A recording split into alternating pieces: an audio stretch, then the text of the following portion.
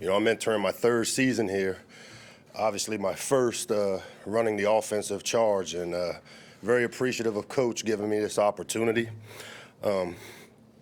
Alabama has proven to be a special place for me to coach. The opportunity to learn and work under Coach Saban is something that you just can't replicate, which is one of the reasons I came here. We got a core group of players returning on the offensive side of the ball. Up front, we got 4 returning starters, and we have a few guys that have played some significant minutes for us. Our tight ends and wide receivers are young, but as we saw last year, they do have talent, and I'm excited about seeing their development and their continued growth. The running back group, to me, probably is the strength of our offensive unit. We feel we got 4 guys that are very capable. Obviously, Damian returning for his senior year was huge for us, having him return along with the 3 other guys that we have. And then, obviously the quarterback situation. We feel like we've got a great quarterback room, and obviously, Coach has said it. We feel like we got 2 really talented guys in Tua and Jalen, and we're just excited about getting out there and getting through camp to see how this thing plays out. Obviously, Coach will make that decision, based on how things work out. So for us, it's really nothing to talk about in terms of that competition until it's final. And then last but not least, this is our first day, obviously our second day of practice today. So, there's not a lot to report other than I'm excited about the attitude and the way our players return. Coach Cochran and his group have done a great job of getting these guys in great shape based on what we saw yesterday. But, I caution you, we still have a lot of work to do as we proceed and move toward our opener in Orlando. And with that, I'll open it up to questions. Mike, we'll start in the back with Cecil, back right. Hey, Coach. Hey. Cecil Hurt from Tuscaloosa News. Congratulations on your promotion. Thank you. Could you explain for me, because I'm a little slow, exactly how hands-on you are with the quarterbacks, how hands-on Coach Enos is with the quarterbacks, exactly what the breakdown of work is that then goes into the evaluation process? Well, obviously the evaluation, as with anything, it starts with Coach. But the way the thing works for me, obviously being the offensive coordinator, most of the install stuff that goes in, I install the offense, and then we break up into specific position groups. I have the ability and have spent quite a bit of time, obviously, in the quarterback room. But the best part about how Coach has done this, and it's a model that's worked in the NFL with the coordinator, it also gives me an opportunity to move to other position rooms and help where needed. As I evaluate things offensively, wherever I see there needs to be some things corrected or fixed, I get an opportunity to go in those rooms and fix it with the coaches. So Dan and I have worked really well together. I spend quite a bit of time in the quarterback room. Dan obviously leads the charge in terms of their skill development, just like every other position group guy does. And it's worked fine thus far. I'm really excited about it. Okay, we'll come right here with Charlie.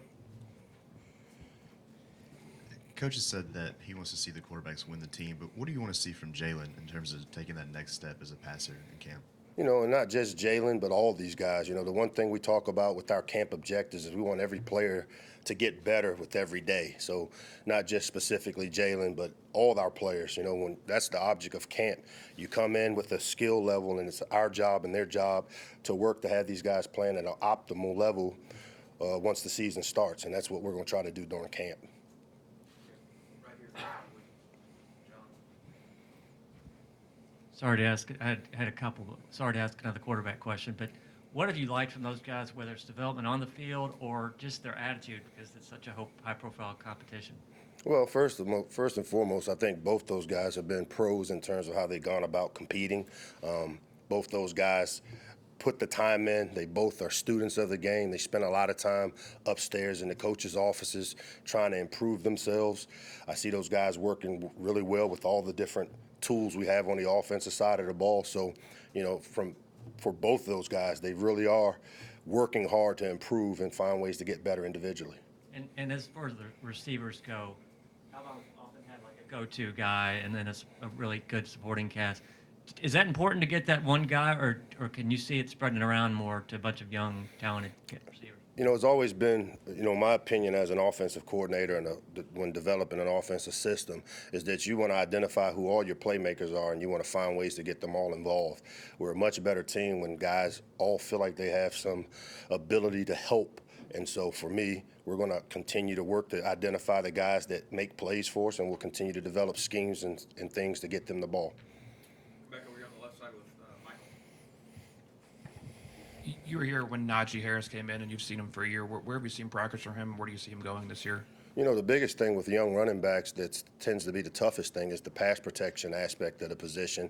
And I know with Najee, with the intricacies that you see with the blitzes from different teams, and even when we practice against our guys, the one area that I've seen the most improvement is his knowledge and understanding of our pass protection concepts. Obviously, as a runner, when you put the ball in his hands, his natural instincts are above the chart in terms of his ability. He's a physical runner. He got great speed to finish runs, but the biggest area that I've seen Najee improve has been in his pass protection, understanding, and his techniques. Go over here to Joseph. Hey, Mike, at what point would you like to see a starter named for quarterback? Do you need a certain amount of time to prepare for a one quarterback situation?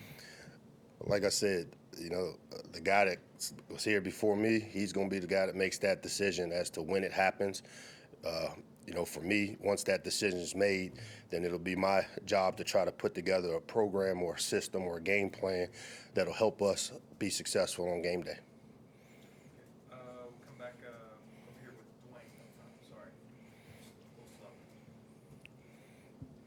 slow. When you look at just the quarterback position, what's your ideal guy? What's the ideal type of quarterback you would like to have? A guy that wins. Ultimately, that's the job of the quarterback, is to find ways to score points and win ball games. And so for me, that's the most important thing. And, that's something I think, obviously, when coach makes that decision, I think that'll be the thing. The decision will be based on who gives us the best chance to win. We'll go here with Ben in the middle. There have been plenty of former head coaches and former offensive coordinators on staff here with you in the last 3 years. What have you learned from some of those guys in that time? Oh, man, it's so many things. It's hard to sit here and that's one of the benefits of going into year 3. I came in under Lane and had a chance to see how things worked there. I had a chance to be here with Brian last season. So, and then all the great coaches that have been around this program the last 2 years that I've been here. So it's hard to really say one or two things that I learned from them. I know the biggest thing that I've seen thus far is that, we have a very talented team, and that's what makes it special to coach at a place like Alabama. And I know I'm excited about the opportunity to lead the charge on the offensive side of the ball. Back middle with Aaron. What specifically do you like about this wide receiving core? And I know it's early, you may not have seen him on the practice field, but in breaking his film down, what do you like about Jalen Waddle? Well, that's the tough part. We've had one practice with him. Obviously, we had some opportunities to see him do some things in the summer with our ability to work with our players. With any freshman, our expectation is that he comes in and, defines his role by how he's able to learn, how he's able to pick up things. I know when we recruited Jalen, he had a skill set with tremendous speed, short area quickness, and big playability. I think he'll fit in great with the 3 guys that played a lot for us last year, and Smitty, Judy, and Ruggs. Excited again, like we said, we got a youthful wide receiver group, but a bunch of those guys last year played some significant times and made some big plays and big games for us. With so many running backs, how do you plan on handling that and getting everyone the ball? Will it be similar to last season, or will there be any changes? I mean, again, as we go through camp, the goal is to figure out what each guy's role will be, to define who the playmakers are. As I said earlier, I feel like that's the strength of our team. And so if it makes us better, having those guys all involved in the game plan, then that's exactly what we'll do. All 4 of those guys, when I talk about Brian Robinson, Josh Jacobs, Najee Harris, and Damian Harris, are uber talented guys. And so I'd be an idiot to not find ways to get those guys involved in our system, and we'll continue to work to find a way to do that. Go over here on the left with Reiner.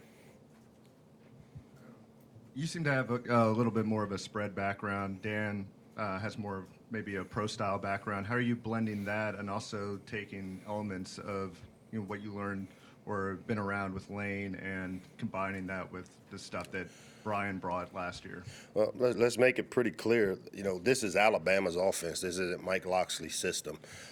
And offensive philosophy starts with Coach Saban and what he wants to do. He sets the culture for how the offense is run, what types of things he wants done. And as you see, this offense hasn't changed a lot. Obviously, with Lane coming in and going to some of the no huddle and tempo stuff, it's continued to improve it. I'm not looking to reinvent the wheel. Again, the Alabama system has been very successful throughout the time that Coach has been here. Will I add some new things or add wrinkles? I think the biggest difference you see is most play callers put their personality on the offense and how they call it. And so I'm excited again to have that opportunity this year. Ken Rogers. Just wanted to ask you about the luxury of having 4 offensive linemen back, and how has Ross looked, moving down to center? You know, Ross is a really talented guy. We're expecting a tremendous amount of leadership out of him going into this season, and thus far he's provided it. Much like a couple years ago when we moved our guard in the center 2 years ago, Bozeman. We want to get our best player there, the guy that's able to make the calls for us. And with Ross having so much game experience, it was an easy transition for him. He had played some center here at different times throughout his career. I think he's been able, with his experience, to maybe anchor that offensive line and kind of be able to get us all on the same page up front, which is really important. Last one here with Chris Walsh. You said that an offensive identity starts with the head coach. How much of it, though, depends on the players and the talent that you have? Well, no doubt about it. That's, my job and our job as an offensive staff is to figure out who your playmakers are. Obviously, coach sets the culture as far as if we want to be an up-tempo team, if we want to be a run-first team, if we want to throw the ball. The good thing about our offense, it's been really diverse over the years in terms of the pro style, the spread, the tempos, the huddling, running the ball, throwing the ball. All those things have elements of this offense throughout the course of Coach's tenure. I mean, that won't change. What will change is obviously us figuring out which guys are the playmakers in the system and finding ways to get them involved. Thanks, Locks. Thanks.